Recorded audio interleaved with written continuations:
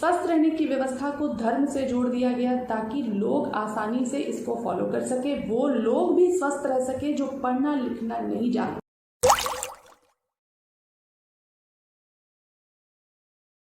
चतुर्मास का समय चल रहा है। चतुर्मास संस्कृत का एक शब्द है जिसका मतलब होता है 4 महीने, और ये जो 4 महीने हैं ये वर्षा ऋतु के होते हैं। शुरुआत इनकी होती है श्रावण से, और श्रावण के बाद भादो, भादो के बाद अश्विन, और अश्विन के बाद आता है कार्तिक, और ये हिंदी के 4 महीने मिलकर बनाते हैं चतुर्मास, यानी कि 4 मासों का समूह। हिंदू मान्यताओं के अनुसार माना जाता है कि इस दौरान विष्णु भगवान योग निद्रा में चले जाते हैं, उनका रेस्टिंग पीरियड है, और इस दौरान किसी भी तरीके का मांगलिक कार्य नहीं होता है क्योंकि भगवान ही सोते रहते हैं। तो मांगलिक कार्य जब भी आप करेंगे तो हम उसमें भगवान को निमंत्रण देते हैं, तो भगवान चूंकि नींद में है तो वो उपस्थित कैसे होंगे उन मांगलिक कार्यों में। इस दौरान किया जाता है वो जानिए। तो हिंदू मान्यताओं के अनुसार ये माना जाता है कि इस दौरान कई तरीके के व्रत उपवास किए जाते हैं। हम हिंदुओं के कई महत्वपूर्ण त्यौहार इस दौरान मनाए जाते हैं। मोटे मोटे तौर पर ये जो पूरा समय है इसको इस तरीके से डिज़ाइन किया गया है कि इसमें जितना हो सके आप ईश्वर की आराधना और पूजा करें। हम व्रत उपवास करते हैं, हम पूजा अर्चना करते हैं। हिंदुओं में बहुतायत की संख्या में लोग इस दौरान बहुत सारी चीज़ों का त्याग करते हैं। आज के इस वीडियो में बेसिकली हम चतुर्मास के बारे में बात इस वजह से कर रहे हैं ताकि आपको ये पता चल सके कि ये जो चीज़ें बनाई गई हैं, जो चतुर्मास से जोड़ी गई हैं, खासतौर पर खाने पीने को लेकर, ऐसा क्यों है, क्यों ये सारी चीज़ें वर्जित होती हैं, और क्यों माना जाता है कि ईश्वर की आराधना और पूजन में ये समय आपको व्यतीत करना चाहिए। इसके पीछे साइंस क्या कहता है, और हमारा जो आयुर्वेद है वो अपने आप में एक संपूर्ण विज्ञान है। इसमें हर एक क्यों का जवाब है। आज के इस वीडियो में आपको यही जानने के लिए मिलेगा, तो वीडियो पूरा ज़रूर देखिएगा ताकि आपको ये पता चल सके कि जो सारी चीज़ें करने के लिए आपको कहा जाता है उसके पीछे साइंस क्या है, क्या आयुर्वेद है इसके पीछे, और किस तरीके से ये आपकी मदद करता है आपको हेल्दी रखने के लिए पूरे साल, किस तरीके से ये आपकी मदद करता है आपको बड़ी बड़ी बीमारियों से बचाने में, और किस तरीके से ये मदद करता है आपके शरीर को एक ऑप्टिमल स्टेट पर लाने के लिए जिसमें आप बीमारियों से मुक्त हो सकते हैं, आप आने वाली बीमारियों से अपने आप को बचा सकते हैं। इतना ही नहीं, आप अपने हेल्थ को मेंटेन करके रख सकते हैं, अपने शरीर की इम्यूनिटी पावर को स्ट्रॉन्ग कर सकते हैं। वीडियो की इन्फॉर्मेशन अगर अच्छी लगती है तो चैनल को सब्सक्राइब जरूर कीजिएगा, वीडियो को लाइक जरूर कीजिएगा, दूसरों तक भी पहुंचाइएगा ताकि लोगों के मन में जो ये भ्रम है, लोगों के भीतर, हम हिंदुओं के भीतर ही अपने धर्म को लेकर जो ये भ्रम है कि ये जितनी भी चीज़ें हमें करने के लिए कही जाती हैं बड़े बुजुर्गों के द्वारा, वो अंधविश्वास है। आज के इस वीडियो से आपको ये पता चलेगा कि ये अंधविश्वास नहीं बल्कि एक विज्ञान है जो आपको हेल्दी रखने के लिए बनाया गया है। तो पूरा मामला सिर्फ आपको हेल्दी रखने का है। कैसे, आज के इस वीडियो में आइए जानते हैं। सबसे पहले धार्मिक दृष्टिकोण से आइए इसको समझते हैं। देवशयनी एकादशी से देव प्रबोधिनी एकादशी, ये जो 4 महीने होते हैं, ये चतुर्मास के 4 महीने हैं जिसमें सावन सोमवार के व्रत हम करते हैं। रक्षाबंधन, नागपंचमी, जन्माष्टमी, गणेश चतुर्थी, महालय श्राद्ध, दुर्गा पूजा, शरद पूर्णिमा, दीपावली, ये त्यौहार हम मनाते हैं। तो ऐसा माना गया है कि इस दौरान भगवान इस चतुर्मास में योग निद्रा में चले जाते हैं। तो जब भगवान ही निद्रा में चले जाते हैं तो सीधी सी बात है कि जितनी भी दुष्ट शक्तियां हैं वो बलवती हो जाएंगी, जितने भी ईवल पावर्स है वो एक्टिव हो जाएंगे कि भैया भगवान सो गए हैं, अब हमें जितना भी उत्पाद करना है हम कर सकते हैं। और ये क्या करती हैं दुष्ट शक्तियाँ, ये आपके प्रतिकूल होती हैं, यानी कि ये आपको हर तरीके का कष्ट देती हैं। अब इस कष्ट को समझते हैं तो ये जो कष्ट है आयुर्वेद में इसी को रोग कहा गया है, और ये रोग मानसिक और शारीरिक दोनों हो सकता है। तो इसके बचाव का उपाय क्या बताया गया धार्मिक दृष्टिकोण से कि कहा गया आपको पूजा अर्चना कीजिए। भगवान सो गए हैं लेकिन आप लगे रहिए, उनको याद करते रहिए। और हमारा धर्म कुछ इस तरीके से डिज़ाइन किया गया है कि जब भी हम पूजा अर्चना करते हैं तो उसमें व्रत उपवास अपने आप जुड़ जाता है।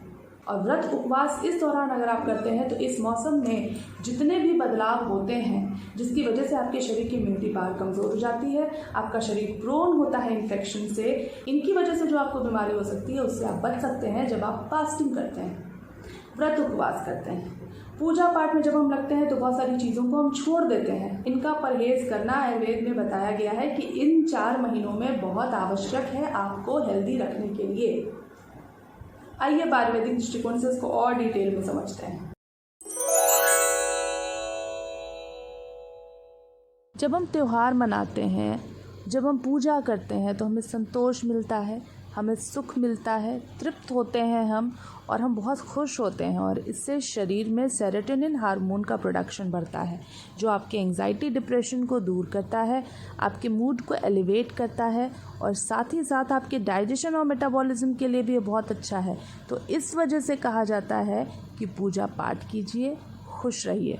आयुर्वेदीय शास्त्र कश्यप संहिता में आचार्य कश्यप कहते हैं आरोग्यम भोजनाधिना। इसका मतलब होता है health is a product of healthy food, यानी कि जैसा भोजन आप करते हैं वैसा ही आपका स्वास्थ्य होता है। ये जो चतुर्मास के 4 महीने हैं, इस दौरान आपके शरीर के सभी दोष बलवती हो जाते हैं और इस वजह से आपको कोई भी बीमारी बड़ी आसानी से हो सकती है। शरीर का इम्यूनिटी पावर जो है वो बहुत ज़्यादा कमज़ोर हो जाता है। ये जो दोष हैं इन्हीं को आप धर्म में असुर समझ सकते हैं, राक्षस मान सकते हैं, नेगेटिव एनर्जीज मान सकते हैं, जिसकी वजह से आप शारीरिक और मानसिक दोनों रूप से प्रभावित होते हैं। इन 4 महीनों के दौरान शरीर की डाइजेस्टिव फायर जो है वो कमज़ोर हो जाती है, वीक हो जाती है। इस वजह से कई डाइजेशन रिलेटेड इश्यूज़ होते हैं। जो भी आप खाते हैं वो अच्छी तरीके से पचता नहीं है और शरीर में वात पित्त और कफ का इम्बैलेंस हो जाता है। बहुत प्रोन होता है आपका शरीर किसी भी इन्फेक्शन की होने की संभावना से। Airborne disease, foodborne disease, waterborne disease, ये सभी होने के चांसेस बहुत हाई होते हैं। जिस प्रकार आग पर पानी डालो तो आग बुझती है, ठीक उसी प्रकार चूँकि शरीर का अधिकांश भाग पानी है और बाहर भी पानी की अधिकता है, तो ये जो बढ़ा हुआ जल तत्व है ये शरीर की अग्नि को, पाचन शक्ति को कमज़ोर कर देता है और यही कारण है कि आपको कम खाने के लिए कहा जाता है और कम आप वैसे बोलने पर तो खाएंगे नहीं, इस वजह से व्रत उपवास की व्यवस्था की गई है। आयुर्वेद कहता है कि इस मौसम में इन 4 महीनों में पंचकर्म थेरेपीज़ लेनी चाहिए। पंचकर्मा बेसिकली डिटॉक्सिफिकेशन टेक्निक है जिससे बॉडी जो है वो डिटॉक्सिफाई होती है। अब हम समझते हैं कि टॉक्सिन्स बनते क्यों हैं। टॉक्सिन्स बनते हैं कमज़ोर पाचन शक्ति की वजह से, जब खाना अच्छी तरीके से पचता नहीं है। अब चूँकि इस मौसम में वैसे ही पाचकाग्नि आपकी कमज़ोर है तो खाना पचेगा भी कैसे। खाना ठीक से पचेगा नहीं तो बनेगा आम विष, जिसे हम कहते हैं टॉक्सिन्स, और इन टॉक्सिन्स को शरीर से बाहर निकालना ही डिटॉक्सिफिकेशन है, प्योरिफिकेशन है।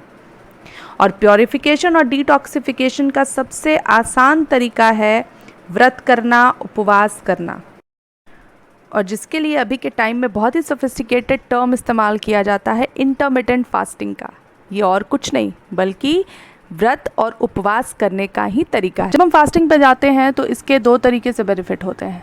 पहला ये कि पहले से जो इकट्ठा आम विष या टॉक्सिन्स है बॉडी में, बॉडी उससे फ्री हो जाती है। दूसरा, इस मौसम में इन 4 महीनों में वीक डाइजेस्टिव पावर की वजह से जो आम विष बनता है उससे भी बॉडी फ्री हो जाती है। यहाँ ये भी समझ जाइए कि जितनी भी बीमारियाँ आप सोच सकते हैं वो सभी बीमारियाँ होने के पीछे का जो मेन रीज़न है वो यही आम विष है, यही टॉक्सिन्स है।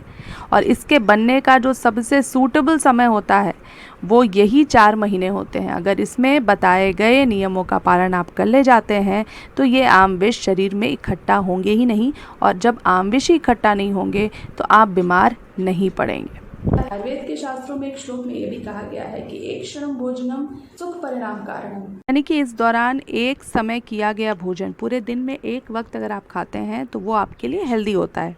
कमज़ोर पाचन तंत्र की वजह से ही आपको प्याज, लहसुन, हरी पत्तेदार सब्जियां, दूध, दही, उड़द, मांस, मछली, बैगन, ये सारी चीज़ों से परहेज़ करने के लिए कहा जाता है। इसके बारे में डिटेल में अगर और जानना चाहते हैं आप तो सावन आपको बीमार न कर दे, इस पर मैंने एक वीडियो बनाया हुआ है, लिंक आपको डिस्क्रिप्शन में दे रही हूँ, जाकर उस वीडियो को ज़रूर देखिएगा। ऊपर आई बटन पे भी आपको लिंक मिल जाएगा। उस वीडियो में आपको कंप्लीट जानकारी मिलने वाली है, जाकर अपना ज्ञान ज़रूर बढ़ाइए उस वीडियो को देखकर।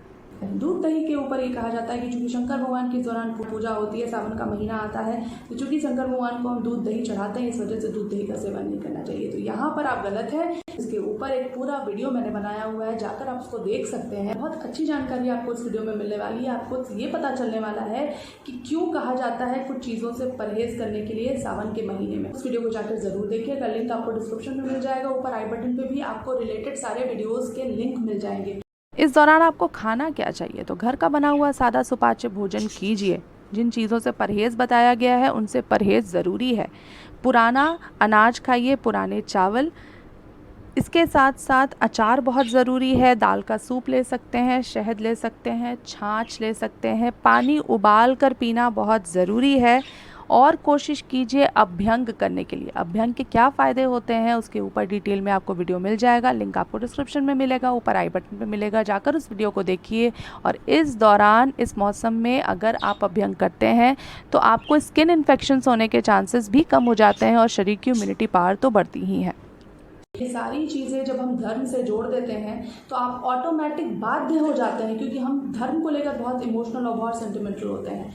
हमें भले पता नहीं हो कि ये बातें क्यों कही गई हैं, लेकिन अब चूंकि ये धर्म से जुड़ी हुई है, ईश्वर से जुड़ी हुई है, ईश्वर को नाराज़ नहीं करना चाहते हैं, इस वजह से हम मजबूर हो जाते हैं। और मजबूरी में ही आपके द्वारा किया गया पालन इन नियमों का आपको बनाता है स्वस्थ। तो हमारे पूर्वज अपने आने वाली पीढ़ी के लिए चूंकि बहुत ज़्यादा कंसर्न थे, इस वजह से उन्होंने इन नियमों को ईश्वर के साथ जोड़ दिया। स्वस्थ रहने की व्यवस्था को धर्म से जोड़ दिया गया ताकि लोग आसानी से इसको फॉलो कर सके। वो लोग भी स्वस्थ रह सके जो पढ़ना लिखना नहीं जानते हैं, जो शास्त्रों का अध्ययन नहीं कर सकते हैं।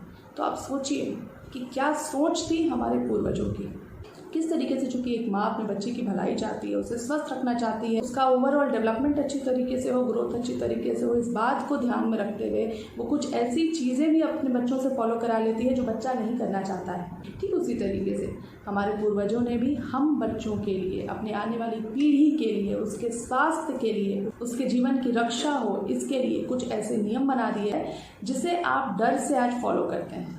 लेकिन ये डर नहीं है, ये एक विज्ञान है जिसके बारे में उन्हें पता था और उन्होंने इस बात को समझा कि अगर इसको हम भगवान से, ईश्वर से जोड़ देते हैं, आस्था का विषय बना देते हैं, तो मजबूरी से ही सही हमारे बच्चे इसको फॉलो करेंगे, डर के ही सही हमारे बच्चे इसको फॉलो करेंगे और इससे हमारा काम हो जाता है, हमारी पीढ़ी स्वस्थ हो जाती है।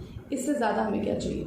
और इस तरीके से वो सारे नियम हम फॉलो करने लगते हैं जो हमारे हेल्दी रहने के लिए ज़रूरी है। आजकल की पीढ़ी चूंकि हर चीज़ में लॉजिक ढूंढती है और उसे इस क्यों का जवाब नहीं मिलता है, इस वजह से वो अपने धर्म से, अपने देश की चिकित्सा व्यवस्था से दूर होते चली जा रही है। आयुर्वेद में किस तरीके से आपके इन सभी संशयों का, इन सभी डाउट्स का बहुत अच्छा जवाब है, लॉजिक के साथ जवाब है, एक साइंटिफिक अप्रोच के साथ जवाब है, वो बताने के लिए ही और आयुर्वेद से आपको जोड़ने के लिए ही चैनल मैंने बनाया है।